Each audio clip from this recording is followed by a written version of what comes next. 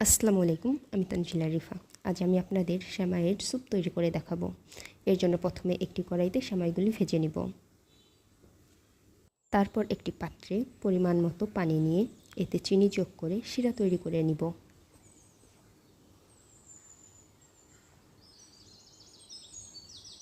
শিরা তৈরি হয়ে গেলে এতে গরম মশলা ও গুঁড়া দুধ যোগ করব। পরিশেষে গরুর দুধ যোগ করে ঘন করে নিব।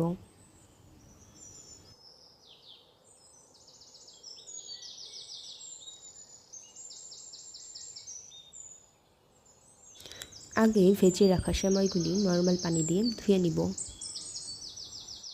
তারপর সেমাইগুলো দুধে যোগ করে কিছুক্ষণ জাল দিয়ে নামিয়ে নিব। তৈরি হলো সুপি সেমাই। এই নামটা আমার দেওয়া, অন্যরা এটাকে কী বলে তা আমার জানা নেই। ধন্যবাদ।